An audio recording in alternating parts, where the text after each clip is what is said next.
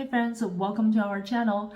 In today's video, I want to talk about how to do skipping rope for maximum results and minimum to no injury. As we know, skipping is a great exercise. It's one of the most efficient cardio exercise, which means you enjoy all the benefits that a cardio exercise brings. But on top of that, you also have extra benefits like increase the bone density as well as improve the coordination. However, it is not an exercise for everybody. Some people would get excited and jump right in and end up after a few skippings and hurt themselves, the ankle injury or the knees feel weird after. So in this video, I really want to emphasize how to minimize those injuries. This is especially important if you are like us who are over 35 years old and the aging process is accelerating. First of all, we need to figure out, are we suitable for this exercise currently? So first, we got to look at our body mass index, BMI. And if we land in the obese realm, then it's better to stay away from skipping because that's a lot of impact on the ankle and knees. It's ideally to use lifestyle as well as like exercise like swimming to get the body weight down, then start skipping. Second thing is also very important, especially with people who feels pretty or looks pretty fit, is to test your ankle strength. There are two ways you can quickly test it. First is to do a calf raise. What you're trying to look is your ankle. Does it naturally want to bow out? That's a signal that your muscle there is a little bit weak. Another way to test it is to stand on one leg. And once you have the balance, close your eyes and see if you can maintain this single leg stand for 6 seconds. Both of this test the strength of your ankle. If you're a little bit weak, consider to strengthen the ankle first, then get into skipping. Because a long time of skipping is a lot of stress for the ankle area. And, once injured, it takes a long time to heal. And it can be repetitive because the ankle, a lot of times it doesn't heal properly. But our body trying to, trick us to believe, it doesn't hurt. So we keep moving forward while there's a still minor injury. So it's very easy to fall back to another injury. And those are very unpleasant. It's very important to make sure your ankle is also ready for skipping. How do I get the best benefit from skipping? I love skipping. I've been doing that for years. And one of the main reasons I love it so much is because I can quit whenever I want. Okay, if I go out running and I want to quit halfway, how do I get home? That's an issue. And oftentimes where I want to run, there's no easy way to call a taxi. So I'm not a big fan of running for that reason. But skipping, I do that right beside my house. I want to quit and I quit. And that's how you maximize the result. Many people would think, I gotta do that 30 minutes a day, at least 3 times a week for maximum benefits and stuff. But I found I have a different philosophy. For me, if I do 1 minute of skipping today, that's 1 minute of skipping, not sitting on the couch eating chips. So pat on my back, great job, right? If I skip 1 minute a day for a week, and next week I skip 2 minutes, and continue. I can skip for 30 minutes by the end of the year easily. So I think what I'm trying to say is don't set an overly ambitious goal, okay? And don't underestimate every little progress you made. Skip for 1 minute is better than not skip. And that's how we can keep doing because and in our channel in the future, with all the wellness video, you're not going to see how to lose weight, how to lose 60 pounds in a month. There's no point. My life is longer than that. Same with skipping. My life is so much long. I want to skip. I want to exercise when I'm 40, when I'm 50, when I'm 60, 70. That's a lifetime stuff. So don't rush. Be patient with ourselves. And I think that's how you can get the true maximum result. Rather than we really be ambitious. We have to do this. And when we talk about health, it's really not just a look good or something. It's a long, long time. It's a lifetime project. So don't need to rush for the next 5 months or anything. Take it easy.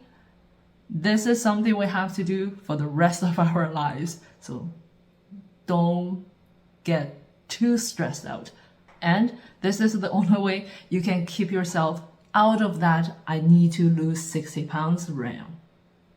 Talking about another benefit of skipping is coordination. And because of that, I suggest you use rope. I use the cheapest Amazon, like $14, $15 rope, and it works great. All I care is the bearing rotates well. That's all that matters. And no rope, it's a little weight. I can use a water bottle. I can do jumping jacks with those no rope handles. I just don't see why I should spend that money. But if you like that, it's also better than not moving. But I do suggest with rope, so you can feel how sensitive your body is. This kind of a neural, like subconscious communication inside the body is very fascinating. When you're skipping, you really feel that. When I'm skipping, if I rope have a little crack, I can feel that, the difference. If the ground, because I only skip outdoors. So if the ground is uneven or some changes, I can feel that. That's very interesting. And that means your nerves, your systems are fully active. That's another way to enjoy the maximum benefit of skipping. Of course, we gotta measure the length of the rope. It's actually very simple. 2 ways to measure. In the end, their length is about the same. You can fold the rope in half and compare that to your body, to around the chest height. Or you can step over the rope and measure it to about waist height. As usual, warm-up is very important because this is a high-impact activity. So the older we are, the longer the warm-up we need to do. The bigger the delta temperature between inside and outside, the longer the warm-up we need to do. So the longer time we didn't move around, the longer warm-up time we need. By this, I mean if I sit on my chair for the past 3-4 hours and I'm ready to skip, I need to have a much longer warm-up time than I have been walking around and doing little chores. During the skipping, the most important thing is alignment. First of all, let's look at the most important lower body alignment. Ankle, knee, hips alignment is crucial in exercise. So be sure not to have your toes point inside or outside. Try to lie them facing forward. Same with your knees. We ladies usually have the tendency to have our knees inside, and this is pretty bad. So we also have to try to force our knees a little bit open. And of course, you don't want to skip like a frog. You also need to, in that case, you also have to try to close the knees a little bit to maintain that alignment. When skipping, our feet should be naturally apart to line up with the knees and the hips. We don't want the feet to touch itself by really close in or too wide. That also is not good for the alignment. The upper body is not as complicated. Just make sure you are a natural straight state, but also in the movement position, which means from your hips has a gentle lean forward. Straight but lean forward, so you don't want to hunch back. You also don't want to skip with your upper body leaning backwards.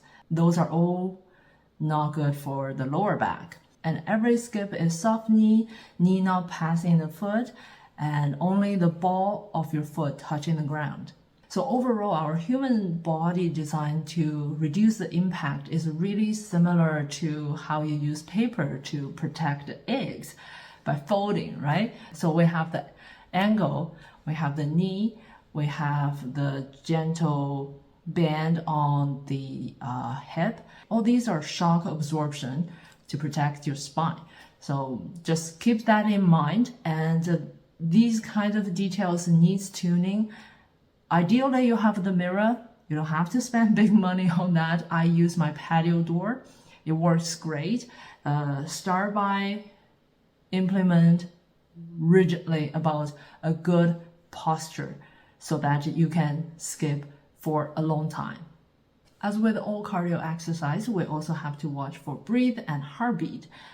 Again, you don't need to buy Fitbit or any of those fancy watches. Those are great, but all I do is just here. When you're exercising, your heartbeat is really easy to count. And if you're a musician, it's much easier to know the beat than people like me who are not any musicians. But once you do that several times, you will know roughly, okay, I'm in a pretty high realm. I should relax for a bit. Or my heartbeat is a little bit low. Let's step up a bit. When you're done skipping, stretch is very important. I won't linger on this too much because there's tons of video out there you can look up for how to stretch and the importance of stretch. Well, there is one that is very important, just as important as stretch, but rarely mentioned in exercise videos, that you need to do Kegel after all exercise. Kegel has to be, if you do, what I'm trying to say is, if you have the habit of exercising, Kegel is even more important.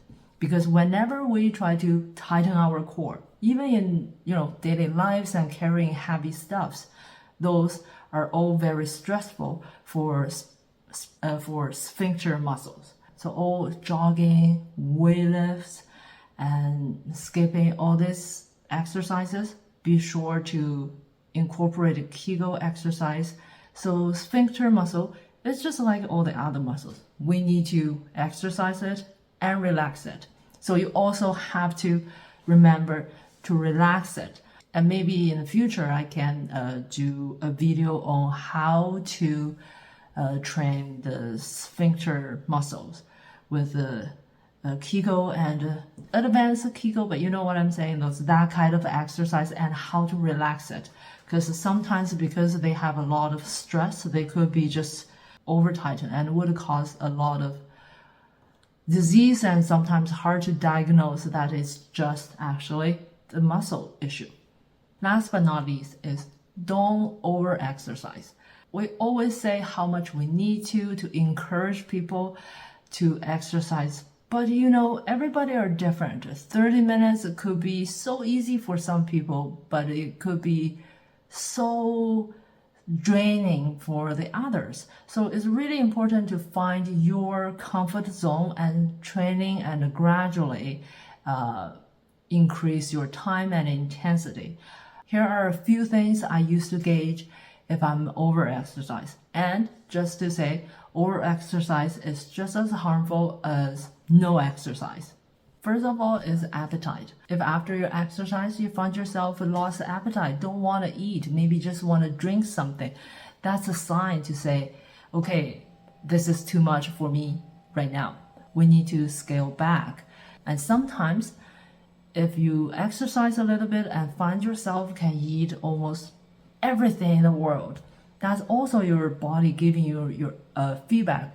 Both are the modes of your body kind of initiate that emergency reaction, and we don't want this. So ideally, with the exercise, we still enjoy food.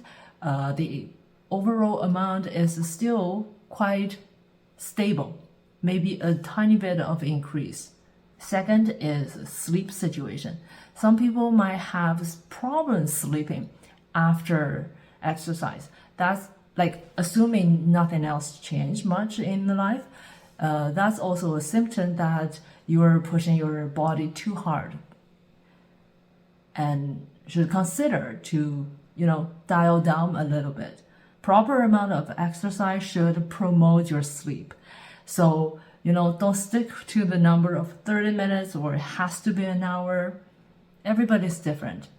Try to figure out what really works for you. And the last one is tiredness. It's normal to have some tiredness after exercise, but what we're going to look at is the next day after your sleep. Do you feel refreshed, or you feel like this tiredness just keep going, like sleep cannot fully recover me? Then that's a sign that we should consider. Maybe I did too much. The overall message is let's exercise, have fun. Well, my philosophy of exercising is always don't push yourself too hard. Make it doable, consistent for the next 20, 30, 40, 50 years to go, and be patient with ourselves. So much things in life we have to push ourselves. I don't want exercise to be one of it. Find your own comfortable zone and don't injure yourself so we can enjoy our healthy body, do whatever we want for a long time, exercise for a long time. No need to even thinking about losing weight because you keep fit the whole time. So that's what I consider as the maximum benefit. I hope this is helpful. If you'd like to see more similar content, don't forget to subscribe to our channel. Until next time, bye.